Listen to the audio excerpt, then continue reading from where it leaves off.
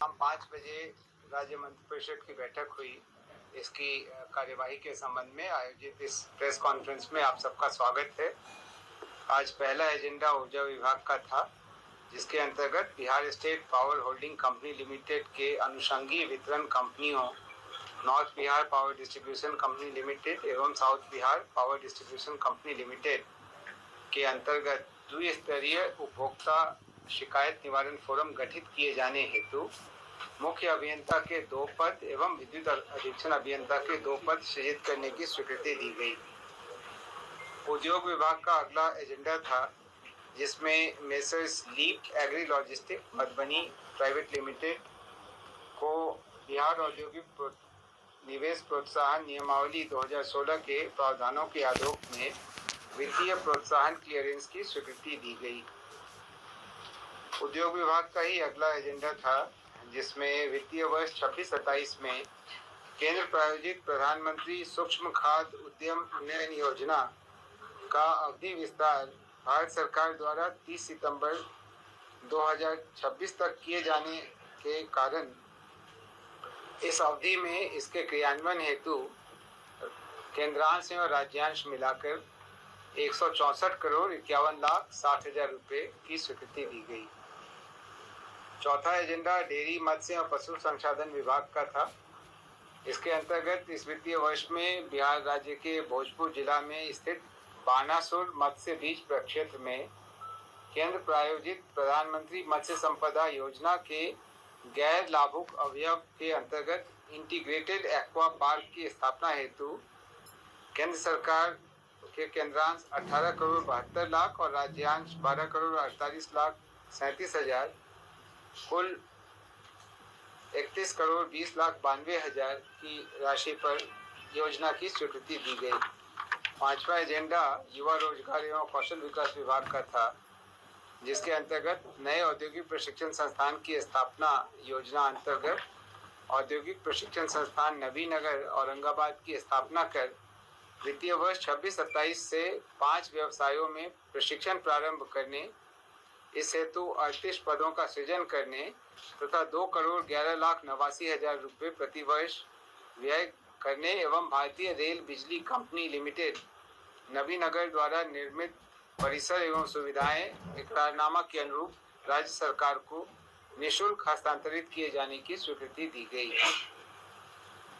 युवा रोजगार एवं कौशल विकास विभाग का अगला एजेंडा था, जिसमें 7 निश्चय भाग 3 के अंतर्गत बिहार कौशल विकास मिशन BSDM के संगठनात्मक आवश्यकताओं, उत्पादकता कार्यक्रमों के त्वरित क्रियान्वयन एवं प्रभावी प्रबंधन हेतु पूर्व से स्वीकृत पदों के अतिरिक्त विभिन्न कोटि के 19 अतिरिक्त पदों के सृजन की स्वीकृति दी गई।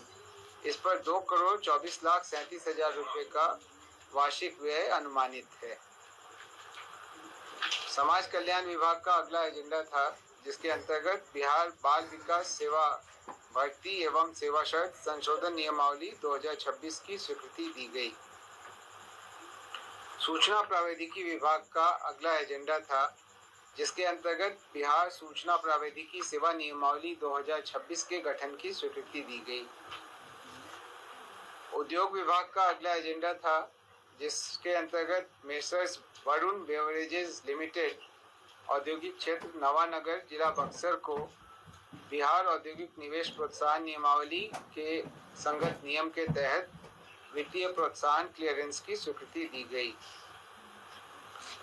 स्वास्थ्य विभाग का 10वां एजेंडा था, जिसके अंतर्गत दरभंगा जिला के एम्स के लिए चयनित भूखंड में निकटवर्ती नदियों के उड़ाहीकरण से प्राप्त मिट्टी एवं गाद का उपयोग कर मिट्टी भराई एवं समतलीकरण कार्य करने हेतु जल संसाधन विभाग को प्राधिकृत करने तथा पूर्व से स्वीकृत योजना के अधीन जल संसाधन विभाग को प्राक्कलन के अनुसार राशि उपलब्ध कराए जाने की स्वीकृति दी गई। 184.65 करोड़ रुपए की राशि प्राक्कलित की गई है। वास्तविक जैसा रहेगा उसके हिसाब से जल संसाधन विभाग को उपलब्ध कराई जाएगी। और पूर्व में जो 309 करोड़ रुपए की राशि स्वीकृत हुई थी और उसके अधीन है, उससे कम है। खिरोई, बागमती, ये 2 नदियां हैं और अन्य भी कई ट्रिब्यूटरीज हैं, उनकी गाद का उपयोग इस हेतु किया जाएगा। 11वां एजेंडा था स्वास्थ्य विभाग का, जिसमें बिहार में कार्यरत बिहार स्वास्थ्य सेवा सामान्य एवं विशेषज्ञ तथा दंत चिकित्सा सेवा संवर्ग के चिकित्सकों को उच्च शिक्षा एवं विभिन्न प्रयोजन हेतु अनापत्ति कतिपय शर्तों के अधीन दिए जाने के संबंध में प्रावधान स्वीकृत किए गए। इसमें पहले से अनापत्ति कैसे दी जाएगी ये स्पष्ट रूप से निर्धारित नहीं था। अभी इसमें कई प्रावधान किए गए हैं, जैसे पहला, सेवा संपुष्ट हो, 3 वर्ष की नियमित लगातार कार्य करने की संपुष्टि नियंत्रण पदाधिकारी द्वारा की गई हो, चिकित्सकों को उच्चतर अध्ययन कर विभाग में योगदान देने के पश्चात पुनः राज्य के बाहर और निजी संस्थानों में उच्चतर अध्ययन के लिए 5 वर्षों तक अनापत्ति नहीं दिया जाएगा, यानी अगली बार जाने से पहले बीच में 5 वर्ष तक यहाँ कार्य करना है। इसी तरीके से अन्य भी प्रावधान किए गए। स्वास्थ्य विभाग का अगला एजेंडा था, जिसके अंतर्गत मुख्यमंत्री चिकित्सा सहायता कोष से राज्य के मरीजों को इलाज के लिए अनुदान का लाभ प्राप्त करने हेतु पूर्व से निर्धारित वार्षिक आय सीमा 2.5 लाख रुपए से बढ़ाकर उसे 4 लाख रुपए करने की स्वीकृति दी गई। राजस्व एवं भूमि सुधार विभाग का अगला एजेंडा था, जिसके अंतर्गत कैमूर जिला में मोहनिया अंचल के मौजा दादर के अंतर्गत 7 एकड़ अर्जित अधिशेष भूमि डेयरी एवं दुग्ध उत्पादन संयंत्र के निर्माण हेतु डेयरी मत्स्य एवं पशु संसाधन विभाग को निःशुल्क अंतर विभागीय स्थायी हस्तांतरण की स्वीकृति दी गई। आज कुल 13 एजेंडों पर कैबिनेट की मुहर लगी। इसमें कुल रूप जितने लोग इसमें आते हैं, उसमें आय की सीमा थी कि व्यक्ति जो भी इसमें लाभ प्राप्त करेगा उसकी 2.5 लाख वार्षिक आय से ज़्यादा नहीं होनी चाहिए। अभी उसको बढ़ा करके 4 लाख कर दिया गया। मैं राघवेंद्र जी ये से अभी आप अरविंद कुमार चौधरी जी को सुन रहे थे, जो कि अपर मुख्य सचिव हैं। इन्होंने जो मंत्रिमंडल की बैठक में जो निर्णय पर मुहर लगी है उस सब का विस्तार से जानकारी दे रहे थे।